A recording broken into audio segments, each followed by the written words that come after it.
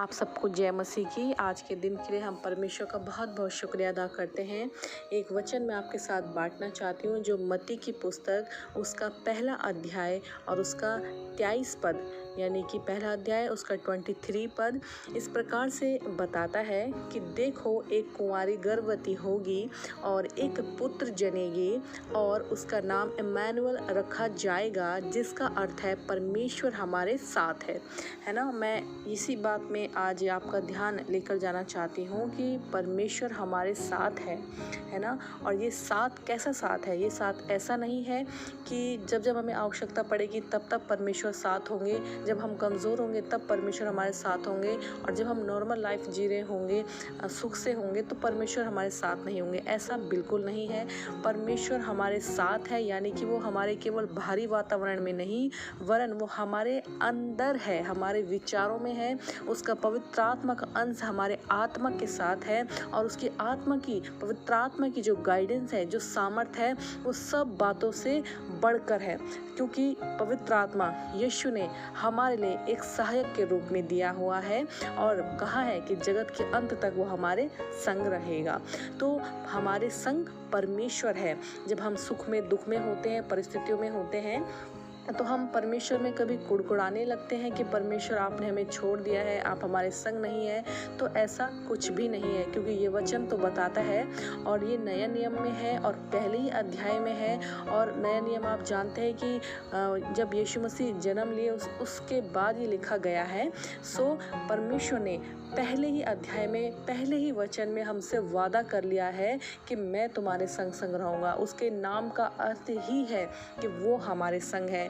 अगर हम देखें कि हमारे जो शरीर की छाया होती है वो भी एक निश्चित समय आने पर गायब हो जाती है।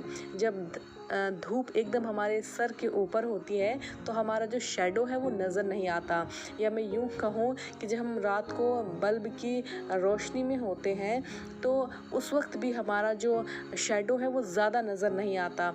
तो एक समय आता है कि जब हमारी छाया भी हमारा साथ छोड़ देती है, लेकिन कहीं ना कहीं परमेश्वर इस सब बातों में आपके संग रहता है, क्योंकि मनुष्य और उसका स्वभाव और उसका साथ, उसकी आशा हमें छोड़ सकती है, हमें धोखा दे सकती है, या यूँ कहें एक निश्चित समय आने पर सबका व्यवहार बदल जाता है, अपनों का भी व्यवहार बदल जाता है, अपने भी कभी कभी साथ छोड़ देते हैं। लेकिन परमेश्वर ने कहा है कि मैं जगत के अंत तक, ये नहीं बोला है कि जब तक तुम जगत के अंत तक रहोगे तो तुम्हारे साथ में रहूँगा, ऐसा नहीं बोला है, वरन कहा है कि जगत के अंत तक मैं तुम्हारे साथ रहूँगा।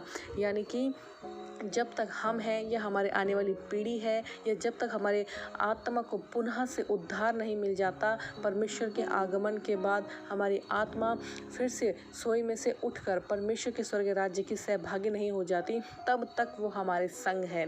सो जो भी परमेश्वर के लोग हैं, परमेश्वर ने उनसे एक पक्का वादा किया हुआ है कि वो जगत के अंत तक, यानी कि जिस दिन न्याय का दिन होगा उस दिन तक प्रभु और परमेश्वर का आत्मा हमारे संग होगा, और सब बातों में परमेश्वर हमें अपने से कभी भी अलग नहीं करता है। हाँ, ये हो सकता है कि हम ही परमेश्वर से अपनी अभिलाषाओं के कारण दूर हो जाते हैं। कहीं ना कहीं जब हम सुख में होते हैं या फिर किसी बड़े महत्वपूर्ण काम में बिजी हो जाते हैं, उस वक्त हम कहीं ना कहीं परमेश्वर से अलग हो जाते हैं, लेकिन परमेश्वर हमसे कतई अलग नहीं होता है। और एक बात मैं आपको और बता दूं कि परमेश्वर का कार्य कब होता है, कैसे होता है। परमेश्वर का कार्य तब होता है जब हम परमेश्वर के पवित्र आत्मा को अपने जीवन में इन्वॉल्व करते हैं, और पवित्र आत्मा को हम सब बातों में आदर देते हैं, और पवित्र आत्मा और यीशु मसीह के अनुसार हम जब अपने जीवन को ढाल लेते हैं, उसके अनुसार कार्य करते हैं, तो पवित्र आत्मा हमारे जीवन में कार्य करता है और हमारी प्रार्थना निवेदन जल्द से जल्दी सुन ली जाती है।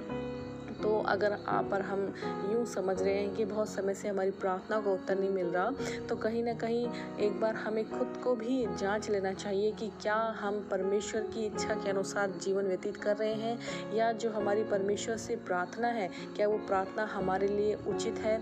ऐसा तो नहीं है कि परमेश्वर के लिए कोई काम कठिन है, ऐसा बिल्कुल नहीं है, लेकिन अगर कोई बात हमारे लिए अगर हानिकारक है तो परमेश्वर उस बात को हमारे लिए कभी पूरा नहीं करता है। और ये बात आने वाले जब समय बीतता है तो हमें पता चलता है और हमें अच्छा लगता है कि अच्छा हुआ कि ये बातें हमारे जीवन में नहीं आई, या ये वाली प्रार्थना अच्छा हुआ कि हमारे लिए नहीं सुनी गई, क्योंकि परमेश्वर ने कहा है कि तुम्हारे लिए सारी बातें मिल मिलाकर मैं भलाई को ही उत्पन्न करूँगा। तो जब परमेश्वर हमारे संग है तो हमें किसी भी भली वस्तु की घटी नहीं हो सकती है और हमें चिंता करने की भी आवश्यकता नहीं है, क्योंकि परमेश्वर ने हमारे बोझ को उठा लिया है और वो सब बातों में हमारे लिए भलाई को उत्पन्न करता है।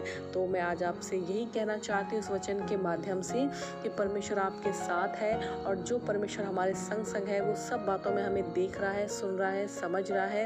लेकिन हम क्या परमेश्वर को सुन रहे हैं, देख रहे हैं, ये समझ रहे हैं, है ना? तो हमें आवश्यकता है कि हम परमेश्वर को आत्मिक रूप में देखें, आत्मिक रूप में सुने और परमेश्वर को अपने संग एहसास में देखें कि क्या पवित्र आत्मा से भरकर हम 24 घंटे कैसा हम जीवन व्यतीत करें, प्रार्थनाओं में हमारा मन कितना लग रहा है, लोगों के लिए भलाई के विचार को सोचने में हमारा मन कैसा लग रहा है, हम दूसरों के लिए प्रार्थनाओं में या काउंसलिंग में या फ़ोन के माध्यम से प्रार्थना करने में हम अपना समय कैसे बिता रहे हैं, ये सब बातें परमेश्वर देख रहा है ना?